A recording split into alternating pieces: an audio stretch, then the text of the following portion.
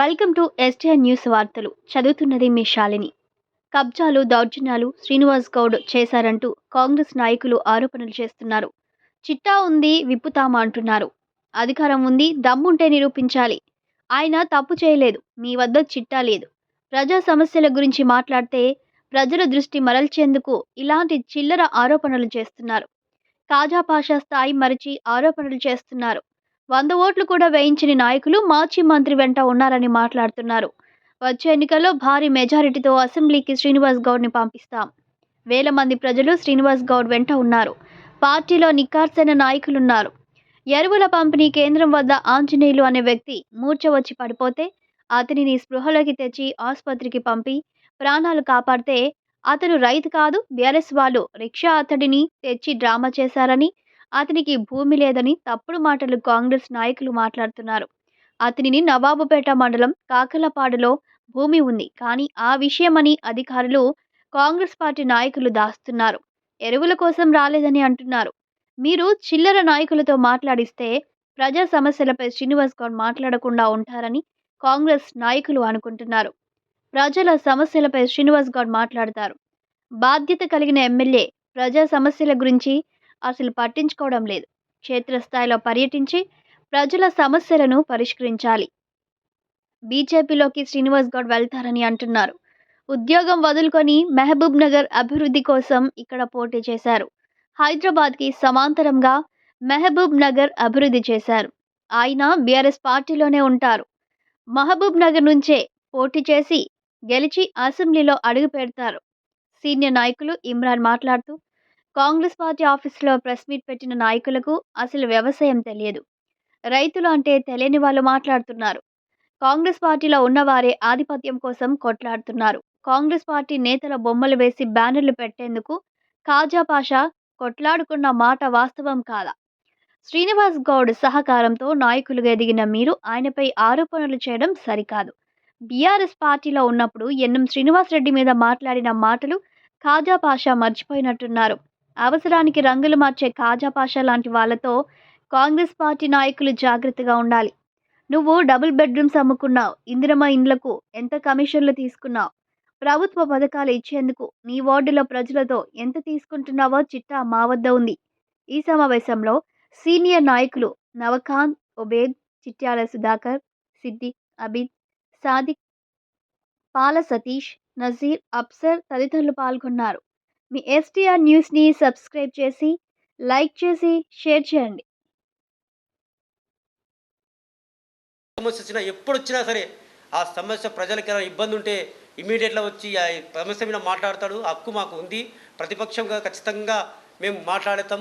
అదేవిధంగా గతంలో మా మాజీ మంత్రి గారు ఏమైనా సమస్య అయితే ఎక్కడ ఉన్నా సరే వితిన్ 2-3 గంటల్లో వస్తున్నాయి. విదేశాల్లో ఉన్నా కూడా వరదలు వస్తే గతంలో రామ్నగర్ కాడ, ట్యాంక్ బండ్ కాడ విదేశాల నుంచి అంతా ఫోన్లతో మాట్లాడించి అధికారులు ఐక్యం చేసి రాత్రి బవులు ఎక్కడ ఏ సమస్య వచ్చినా వాళ్ళని స్వచ్ఛంద సంస్థలకు ఎక్కడైనా తిరిగి వాళ్ళకి ఎన్నో సమస్యలను పరిచయం. కానీ మీరు అలా ఏం చేస్తలేరు. మేము ఎక్కడే చెప్తున్నాం, ప్రజల తరపున చెప్తున్నాం. మీరు ఏ సమస్య వచ్చినా ప్రజలకు తీర్చే బాధ్యత మీదే. ఖచ్చితంగా మీకు ప్రజలు ఓట్లేసిర్రు, మీరు గెలిపించారు. కాబట్టి మీరు ఏ సమస్య ఉన్నా ప్రజలకు మీరు మేలు జరపాలి, మీరు తిరగాలి. మీరు కూడా ఎక్కడ సమస్య వచ్చినా తిరగాలి. ఏం చేయాలి, ఆ సమస్యను ఎట్లా పరిష్కరించాలి, అధికారులు ఎలా చేయాలని సూచించాలి. కానీ ఇవన్నీ చిల్లర రాజకీయాలు బంద్ చేసుకోవాలి. మేము ఒకటే చెప్తున్నాం. ఇంకా మా నాయకుడు బీజేపీలోకి పోతాడని ఎంతోమంది అంటారు. మా నాయకుడు ఉద్యమ నాయకుడు.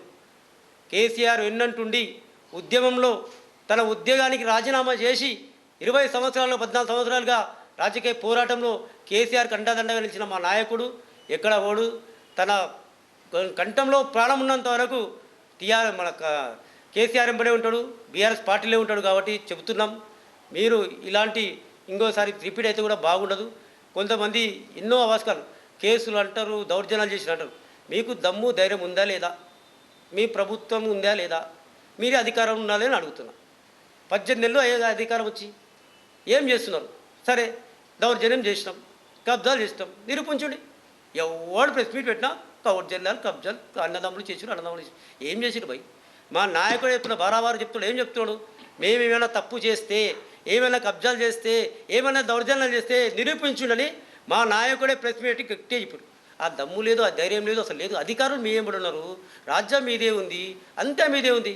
ఇవి ఏం తెలియకుండా ఎవరు ప్రెస్ పెట్టినా శ్రీనివాస్ గౌడ్ నీ చిట్టా తీస్తా. అరే ఏం చిట్టా తీస్తారు భయ్?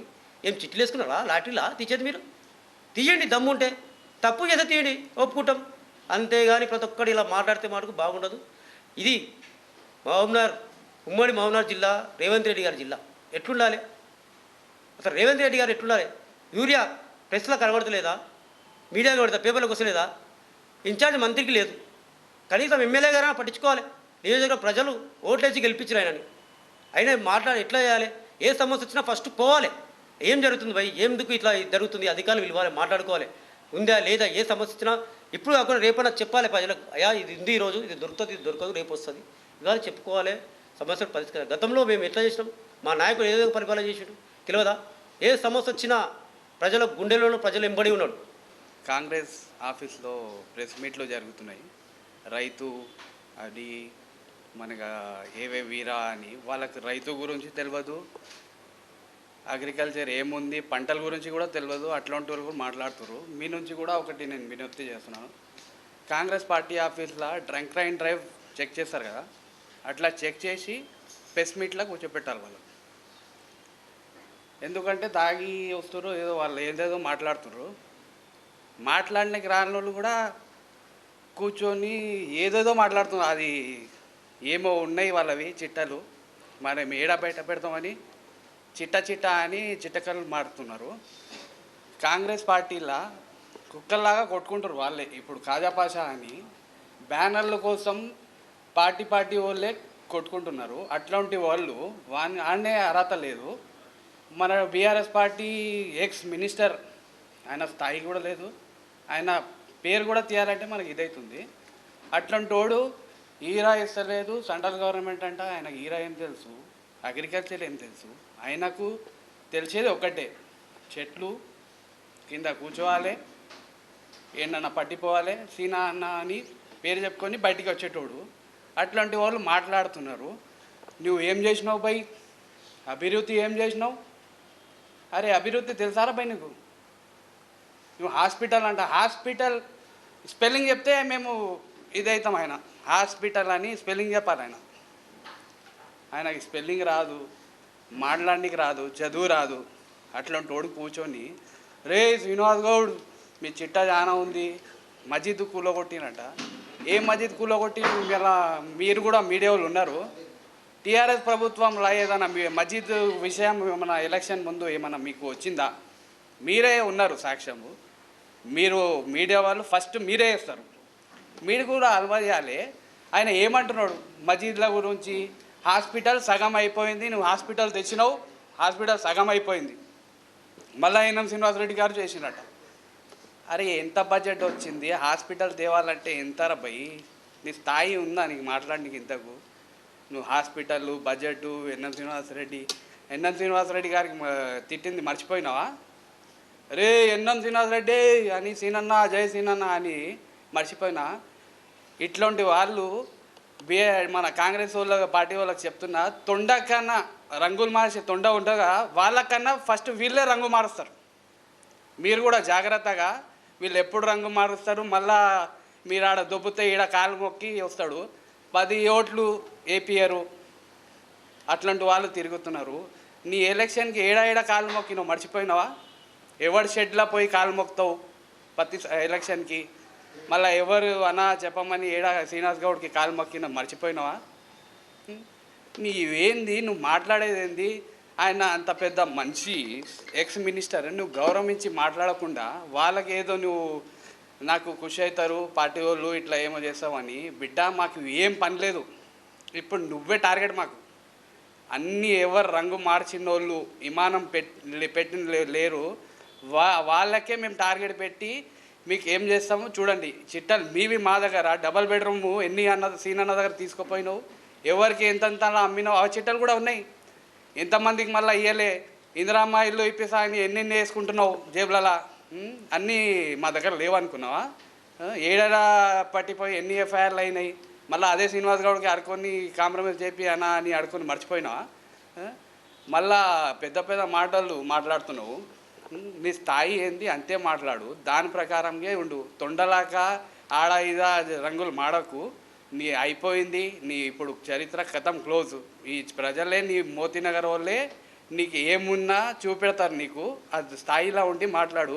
మేము ఎమ్మెల్యే గారు కూడా చెప్తున్నాము, జరా ప్రెస్ మీట్లా కూర్చోపెట్టేటప్పుడు రంగన్ డ్రైవ్ లాగా చెక్ చేసి వాళ్ళకు కూర్చోపెట్టని మాట్లాడండి. మీరు ఎడ్యుకేషన్ గురించి గొప్పగా చేస్తున్నారు, కానీ అన్ఎడ్యుకేటెడ్కి కూర్చోపెట్టి మాట్లాడిస్తున్నారు. వాళ్ళకి సబ్జెక్టే లేదు, ఏదో మాట్లాడి మీకు కృషి చేయనీకి పోతున్నాడు. మళ్ళీ రంగు మార్చి మా దగ్గర కూడా వచ్చి కాలు మొక్కి మళ్ళీ జాయిన్ అవుతాడు అట్లాంటి వాడు.